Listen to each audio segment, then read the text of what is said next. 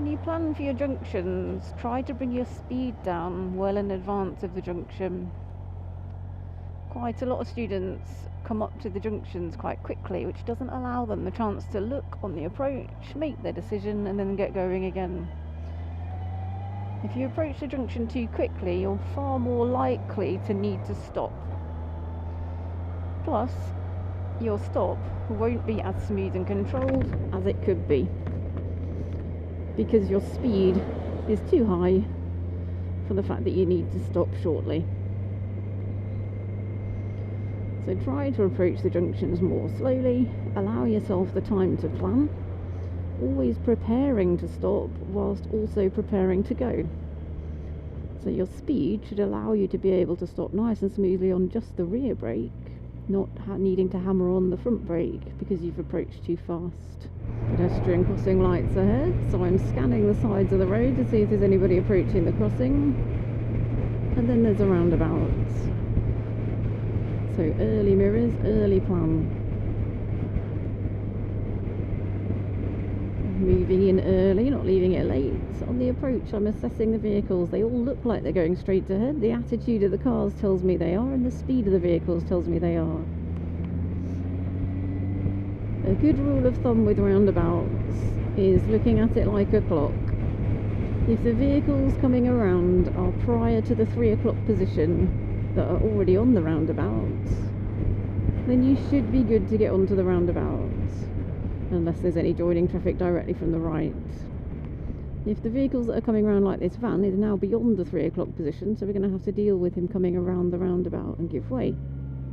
And it's a really good rule of thumb, that one. It's a very helpful rule. Obviously depends a little bit on the speed of the vehicle. If it looks like they're being a little bit speedy, then perhaps you'll hold back. It's very common for students to stop to look at a roundabout, looking at the traffic that's joining directly from the right, and they stop to look and they're watching this traffic come up to the roundabout and then slow down and stop to give way themselves. A lot of opportunities can be missed through not planning ahead and giving way to vehicles that aren't even on the roundabout yet. We should be giving way to vehicles that are on the roundabout, or vehicles that are approaching at higher speeds. So you expect they're not going to stop because they've got a clear view that they're going to be coming onto the roundabout themselves. And that's fine. In which case you stop and give way because it's the safest thing to do. But try not to stop to look at a roundabout, at traffic that isn't even onto the roundabout yet. Judge their speed and judge whether you can get onto the roundabout before they even enter it. And that's all about bringing your own speed down on the approach so that you can make an early plan. So as you approach, it's mirrors and brakes, gears as necessary, having a look. Lorry's blocking everybody else, so we're good to go. Staying in our lane.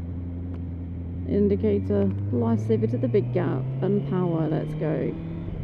So as we're approaching the crossroads, it's early mirrors, signal, lifesaver and position. Start to bring your speed down with both brakes. Adjusting your gears is necessary. I'm going to approach in second, and then down to first if I need to stop. The lorry's definitely turning. Make sure I look in both directions, and then off we go. So I didn't actually need to stop on that occasion, so second gear was fine. I had a good look. Once I was 100% certain that lorry was definitely turning, then I made my decision to go. So don't assume that just because somebody's got their indicator on, they're definitely turning. Use the attitude of the vehicle to also help you to work out whether they're actually turning or not, whether that's a car or a lorry. Planning for junctions involves planning your speed for the approach and your gear for the approach, and then anticipating whether there's likely to be cars coming and working out what the best course of action is going to be. So as you approach your junction, you should be doing your normal procedure for mirrors, signal, lifesaver, position. You should be bringing your speed down to such an extent that you're able to assess the junction on the approach, rather than getting there and then assessing the junction, which is too late.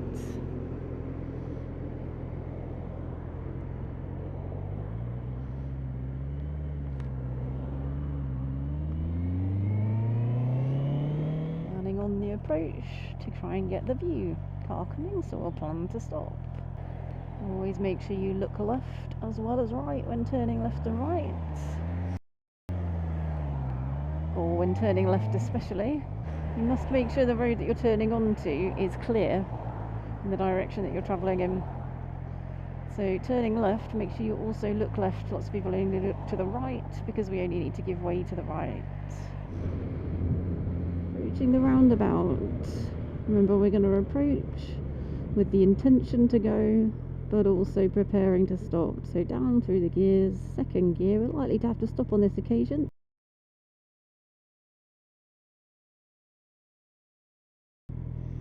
And we're good to go.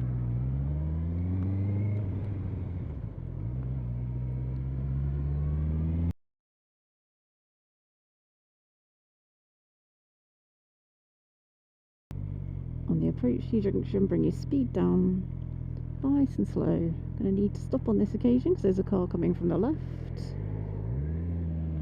But if that car wasn't there, I would have been good to go. Remember, prepare to stop whilst planning to go, or prepare to stop whilst preparing to go. It doesn't matter how you say it, but you should have both eventualities in your head ready. And it should be easy to do either. You shouldn't have to panic at the last minute and grab a lot of brakes to stop the bike, or suddenly find you're not in the correct gear to move off at the junction. A good phrase that I was taught right at the beginning of my training was, it's not stop to look, but look to go. Now, a lot of students stop to look. Try to look on the approach unless the view is very much restricted, which it is here. I can't see anything because of the fence and the hedge over there. So here we're going to approach nice and slowly. Big stream of cars coming, so we're going to be stopping. Remember to look left, check that the road ahead actually is clear for when you want to go.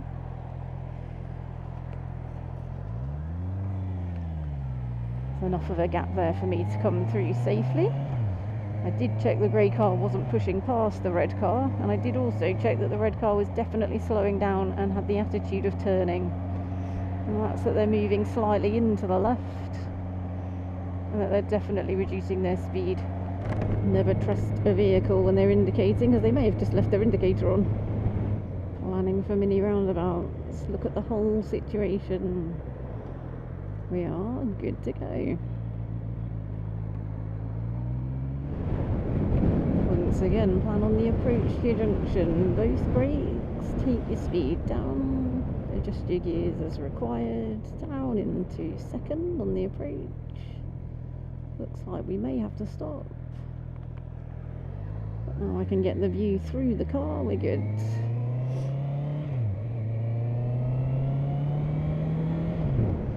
Once again, if I'd approached that junction too quickly, I would have had to stop at the last minute because of the red car coming.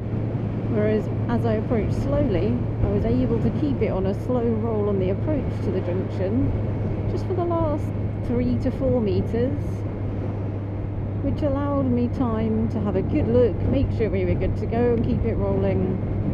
So through better forward planning and slower approach speeds, you actually stop less. You keep your speed down on the approach, but you see your opportunity to go earlier, rather than having to stop to look. There are occasions where you will need to stop at junctions, and those are the junctions where you can't get the view, or obviously when there's vehicles coming which are preventing you from coming out onto the main road.